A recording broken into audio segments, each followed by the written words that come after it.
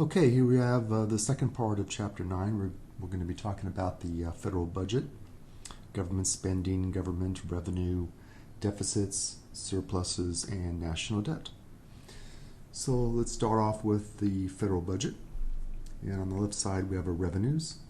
And so the government gets its money through individual income taxes, through payroll taxes, which are the taxes that are used to pay for Social Security and Medicare.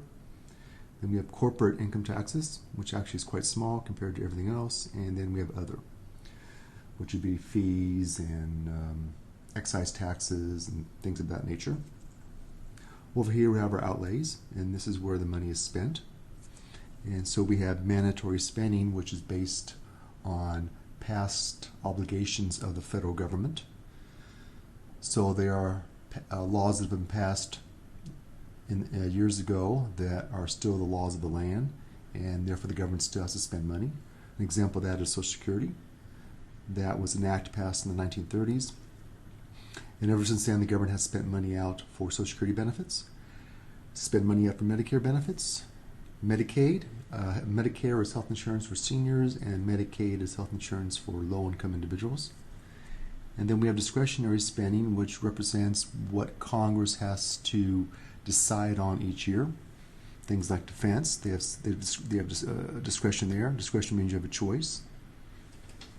Non-defense.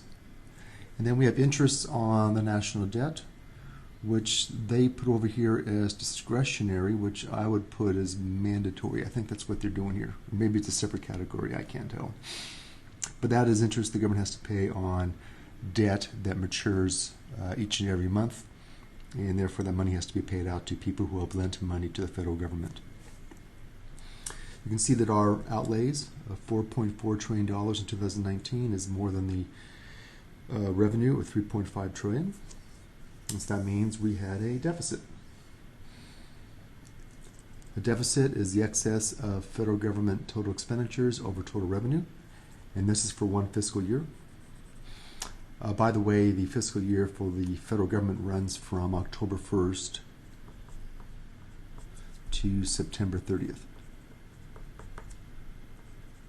And so we just finished the fiscal year for 2020, and we started the fiscal year for 2021 this month in October.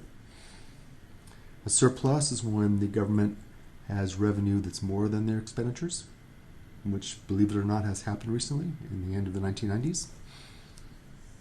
And so for fiscal year 2019, this is the mandatory spending, discretionary spending, the interest. Oh, they treat it separately. Okay, that's good. And then we have a revenue here. And so the deficit for 2019 was $984 billion, which is about 4.6% of our GDP. And the numbers just came out for the first estimate of the deficit for 2020, which is about $3.1 trillion. Most ever. And that was due largely to the response of the federal government to the pandemic, the COVID-19 pandemic.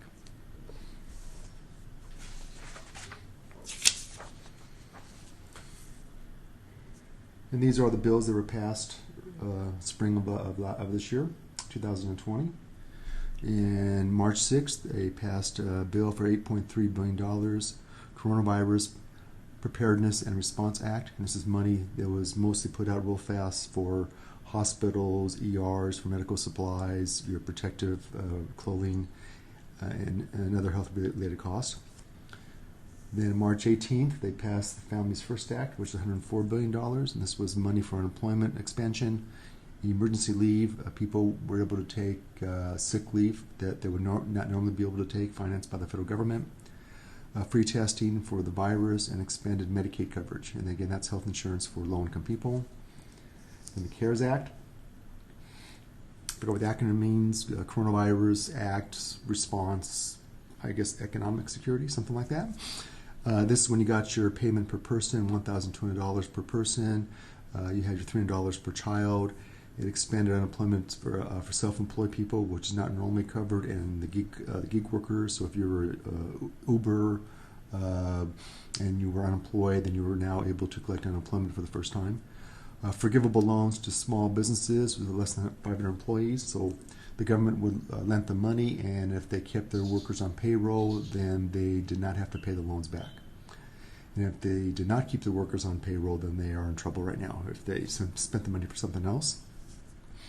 Money for healthcare workers, money for K through 12 higher education. Chaffey College got some money through that.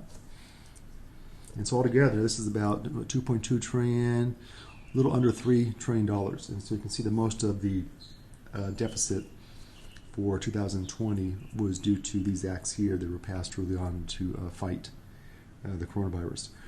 Now, right now, Congress passed the HEROES Act in May, and the Senate, or the House passed it, and the Senate has refused to pick it up, and therefore they've been negotiating back and forth, and no further bills have been passed to deal with the pandemic. A lot of this money has already run out. Unemployment benefits ran out, or the enhancement ran out, I think, at the end of July, and so this money pretty much is gone. And now we're worried about a second wave or a third wave of the virus coming, and we're going into the winter months, and so we don't know what's going to happen. Now, since the government runs deficits, let's figure out how they do that.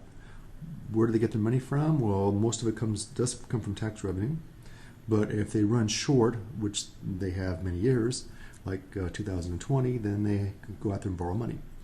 And the way they borrow money is they sell what are called bonds, bills, and T-notes. The T stands for Treasury, and these are federal government IOUs. Anyone can buy these. They don't care who they sell them to. A lot of banks buy them, insurance companies, foreign corporations, individuals. And these are good things to buy because they're pretty much risk-free and they pay some interest. So it's a good place to put your money if you want to keep it really, really safe. The U.S. Treasury has never defaulted once on any payments of their IOUs. These things mature all the time. T-bonds are long-term; they're 30 years. T-bills are short-term; they're less than 1 year, and T-notes are in the middle, 10, 15 years.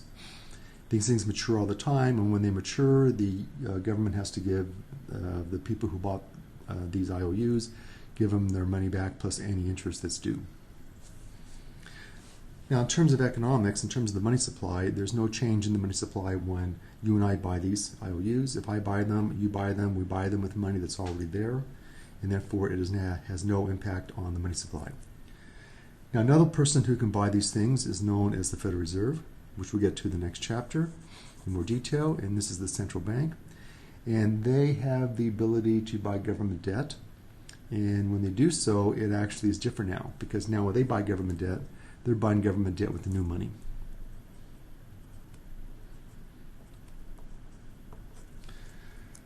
If you look on your dollar bills, they are not U.S. Treasury notes, they are Federal Reserve notes. These are Federal Reserve obligations. They're actually Federal Reserve debt, and they can create as much of these pieces of paper if they want to.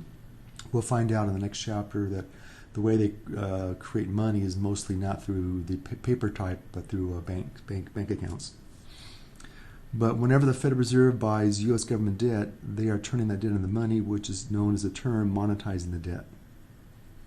If they monetize the debt, what happens is that they buy these government securities, they buy them with new money that was not there before, and therefore that debt now represents new money in the system. It represents an increase in the money supply. And so we'll come back to this in much more detail in the next chapter.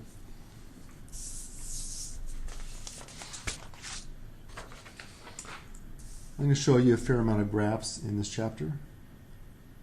And this is the surplus or deficit going back to 1910s or something. That's 1920, 40, 60, 80, 2000, 2020.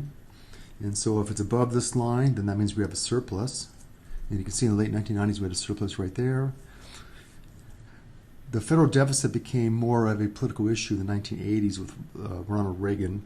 Ronald Reagan started to run relatively high deficits more than before, you can see right here. Now, this is not a fair comparison because these are not inflation-adjusted dollars. But nonetheless, we can see that we had a surplus, and then the surplus shortly ended. with the George Bush tax cuts of the early 2000s. We had a little rebound there to try to cut back on the deficit, but again, this right here is what happened in 2020. That was you can see the $3 trillion right there. That's 3.2, and the number they came up with is about 3.1 that was reported in the newspapers. This is more of a fair comparison. This is the deficit as a percent of GDP. And you can see now the World War II, in terms of GDP, was much higher than it was over here. So up here, we made a little blip right there for the Second World War. So it looks like this was a lot worse, but that was actually worse because the GDP was much lower back then. So economists like to look at the deficit and the debt as a percentage of GDP. And so much more meaningful there. And so even though we've had deficits here, again, as a percent of GDP, this is much higher. Until recently. We don't have the number here for 2020 because we don't have the GDP number for 2020 yet. But you can see that this as a percent of GDP is going to have a much bigger showing than what we had here due to the Great Recession.